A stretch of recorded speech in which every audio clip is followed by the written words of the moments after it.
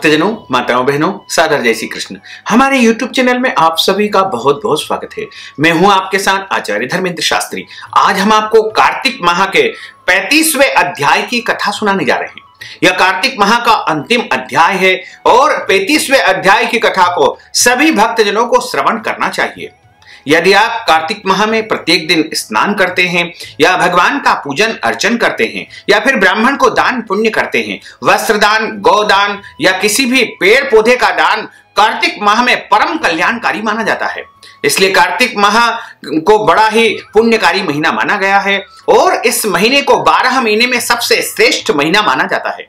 जो मनुष्य इस माह में ब्राह्मण को अपनी स्वेच्छा से, अपनी श्रद्धा से वस्त्र दान करता है, दक्षिणा दान करता है, फलाहार या ब्राह्मण को भोजन करवाता है या फिर ब्राह्मण को गौ दान करता है या कोई भी दान यदि आप कार्तिक माह के निमित्त करेंगे तो निश्चित तौर से आपके जन्म जन्मांतर के पाप दोष नष्ट हो जाएंगे।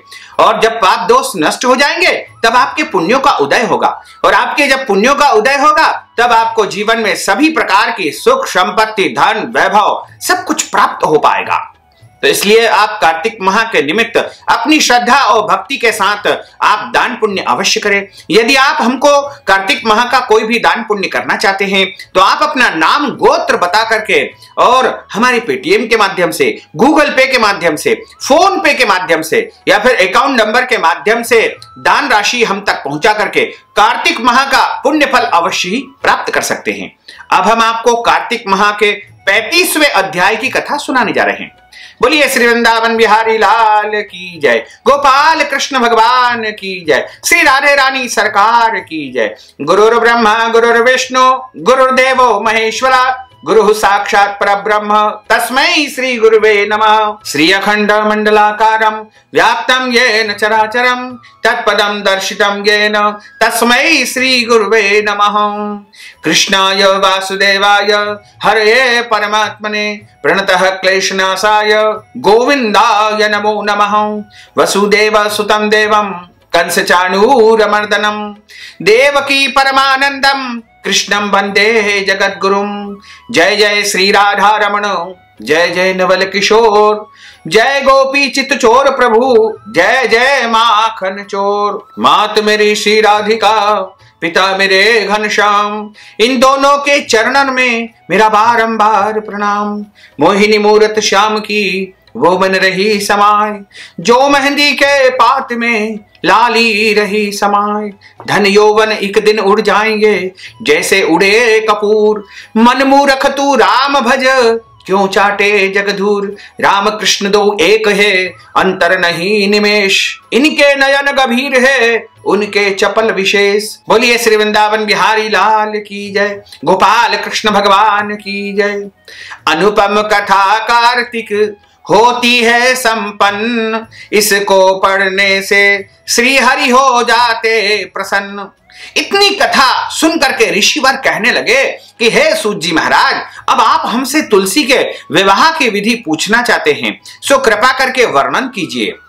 ऋषिवरों का यह वाक्य सुनकर के आनंद से मग्न हुए सूत जी महाराज कहते हैं कि हे मुनीश्वरों, अब मैं आपके सामने तुलसी जी के विवाह के विधि का वर्णन करता हूं, इसलिए आप सावधान होकर सुनने का कष्ट करें। सूत जी महाराज कहते हैं कि कार्तिक माह के शुक्ल पक्ष की एकादशी को यानी देव प्रबोधिनी एकादशी को या फिर कार्तिक की पूर्णिमा को या कार्तिक के अलावा अन्य किसी भी पूर्णिमा को अपने घर में सुंदर मंडप सजा करके उत्तम हवन कुंड के सहित मनोहर वेदी की रचना करता हुआ ऋत्विज ब्राह्मणों को विद्वान और राग द्वेष से आदि से रहित होकर के उन्हें आमंत्रित करे और उनसे ग्रह यज्ञ आरंभ करवाते हुए मातृकाओं की पूजा करे। हे मुनीश्वरों, ऋत्विजों के उपस्थित हो जाने पर पहले नांदीमुख श्राद्ध करे, तत्पश्चात भगवान के शालिग्राम बनाकर उनका विधि विधान से पूजन सामग्री से पूजा करके तुलसी को समर्पण करे।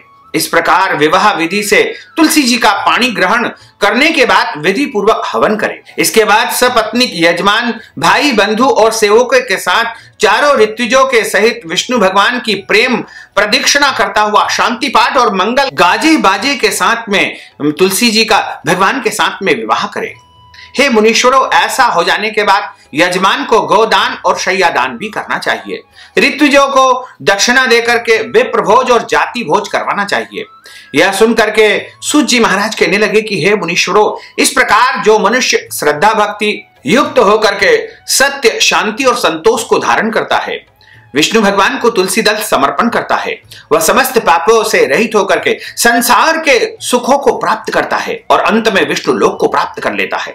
इसमें कोई संशय नहीं है। हे मुनीश्वरों, जिस प्रकार तुलसी जी के विवाह की विधि बताई है, उसी प्रकार आंवला, शमी और पीपल के विवाह की विधि भी समझना चाहिए। यानी इन वृक्षों का भी आप विवाह संपन्न कर सकते हैं। बोलिए श्री वृंदावन बिहारी लाल की जय, गोपाल कृष्ण भगवान की जय। यहाँ कार्तिक माह के 35वें अध्याय की कथा का समापन होता है। कार्तिक की संपूर्ण कथाओं का यहाँ पर समापन होता है।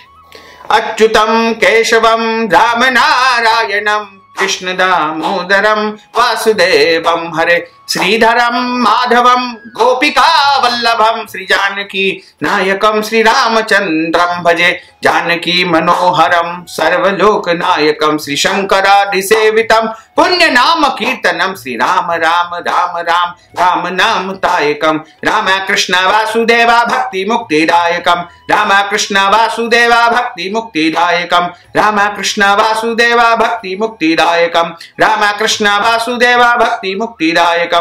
बोलिए गिरिराज धरण की जय, श्री वल्लभाधीश की जय, श्री गुसाई जी महाराज की जय, श्री राधे रानी सरकार की जय, श्री द्वारकाधीश भगवान की जय, श्री यमुने महारानी की जय, श्री गुसाई जी महाराज की जय। धर्म की जय हो, अधर्म का नाश हो, प्राणियों में सद्भावना हो, विश्व का कल्याण हो, सनातन धर्म की जय हो, गौ माता की जय हो, नगर बस्ती की जय हो, आज के आनंद की जय हो, कल के आनंद की जय हो, परसों के आनंद की जय हो, बरसों बरसों के आनंद की जय हो। ओम नमः पार्वती पते, हर हर महादेव हर।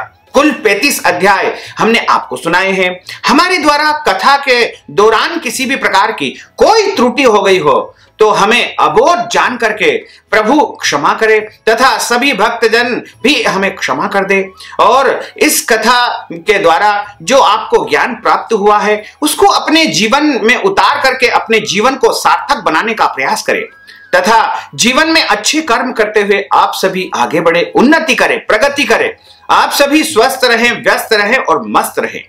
साथ ही यदि आप कार्तिक माह का संपूर्ण पुण्य फल प्राप्त करने के लिए कार्तिक कथा के निमित्त धन राशि प्रदान करना चाहते हैं या कार्तिक माह के निमित्त आप ब्राह्मण को भोजन करवाना चाहते हैं या फिर कार्तिक माह के निमित्त आप ब्राह्मण को वस्त्र दान देना चाहते हैं, स्वर्ण दान, गौदान, अन्नदान, पीपल वृक्ष का दान, शमी वृक्ष का दान, तुलसी जी के वृक्ष का दान या कोई भी भगवान के ग्रंथ का दान, श्रीमद् भागवत कथा का दान, गीता जी का दान या कोई भी शास्त्रों का या पुराणों का दान यदि आप कार्तिक माह के निमित्त ब्राह्मण को करना चाहते हैं तो इस हेतु आप अपना नाम तथा गोत्र हमें बता करके और हमारे पेटीएम के माध्यम से, गूगल पे के माध्यम से, फोन पे के माध्यम से या अकाउंट नंबर के माध्यम से सीधे सीधे धन राशि पहुंचा करके कार्तिक माह का दान पुण्य करके पुण्य लाभ प्राप्त कर सकते हैं। साथ ही आपसे अनुरोध है कि इस ज्ञानवर्धक वीडियो को अधिक से अधिक लोगों को शेयर करिएगा, लाइक करिएगा, कमेंट करिएगा और यदि अभी तक आपने सब्सक्राइब नहीं किया तो अभी और इसी समय सब्सक्राइब अवश्य कर लीजिए। आपको और आपके पूरे परिवार को सादर जय श्री कृष्ण, सादर धन्यवाद।